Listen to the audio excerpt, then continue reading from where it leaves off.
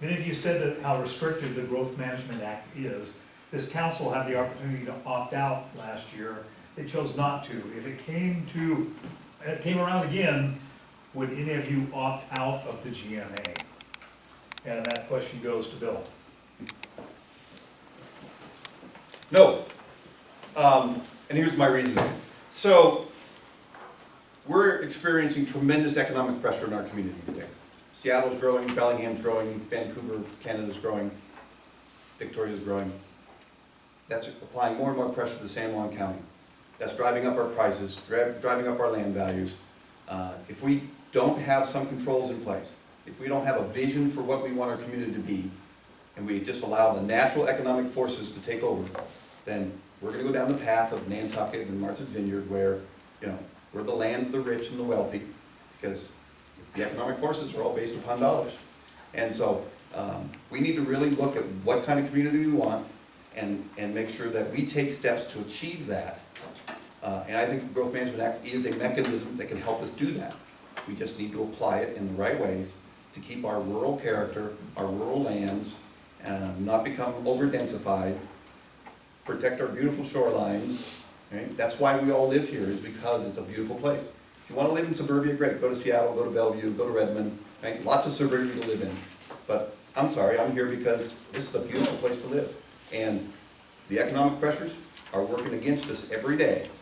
And I'm as much of a corporate, weenie as anybody else. So, business is good, but we got to figure out what we. So, first and foremost, we weren't legally allowed to opt out of the GMA that was designed for 4 counties. So, I know this argument has been thrown around many times. I called our prosecuting attorney. I called the Department of Commerce. I talked to the person's boss above that. I called MSRC to confirm this. Because of the way the GMA was written, you had 2 things at that point in time. It was your growth over a certain period of time and your population. We didn't qualify on the population side, but because we had consistent growth of over 10% over a period of time, you're locked in that qualification. We can't opt out. It was for 4 counties that opted into the GMA. And by the way, they're still going to make you do all the planning. The only difference with being not part of the GMA is you don't have to go to the hearing board. Now, that being said, I struggle with what the GMA does for us. I think it's hurting our community. And again, that's why I volunteered to represent all the small counties in the state of Washington on GMA reform. We need to find ways that we can have flexibility. Like having our UGA in East Sound doesn't make a lot of sense. I mean, it's the subject, but having all of our density here, there's 400 or 500 units that we're supposed to be able to build in East Sound. Where are we going to put them? It doesn't make any sense. Why did we hurt all the farmland within a mile of East Sound? Why did we double the densities in the 90s, or half the densities? Half the densities. So I guess your question is, we couldn't, and I did everything I could to exhaust it. If I could have, I would have brought it forward even if I didn't agree with it. I don't think our council is trying to keep things from the public that we have an option to do.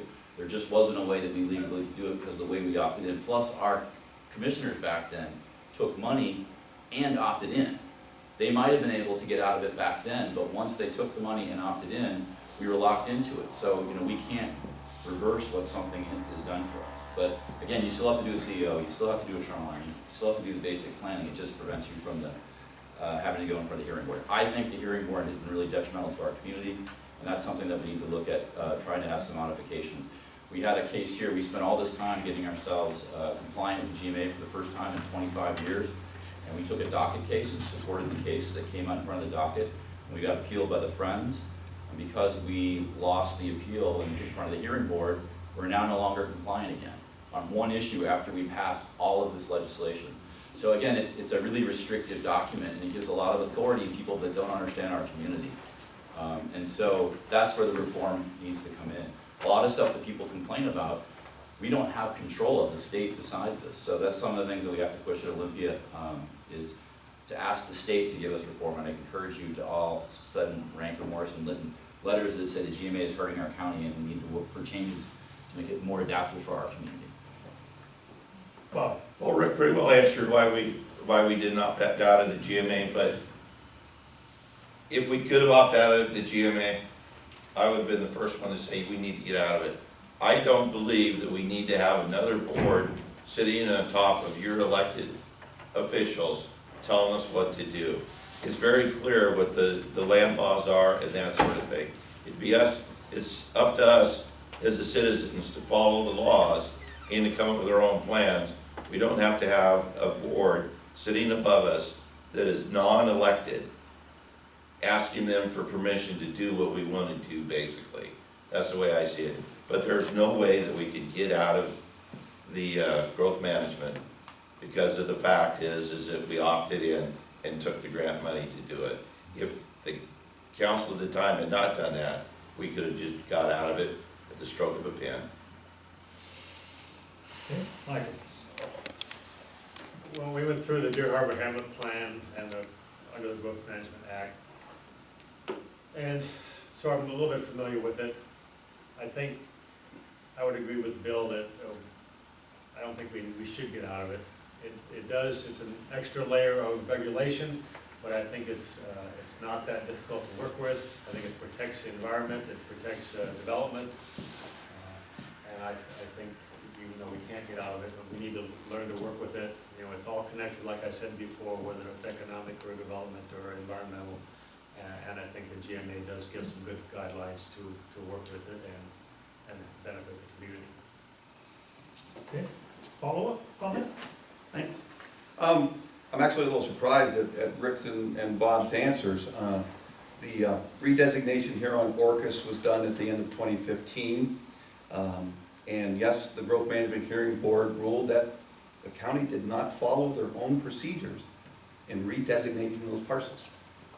They didn't say you can't redesignate them the way you want to. The poor property owner still has that question pending.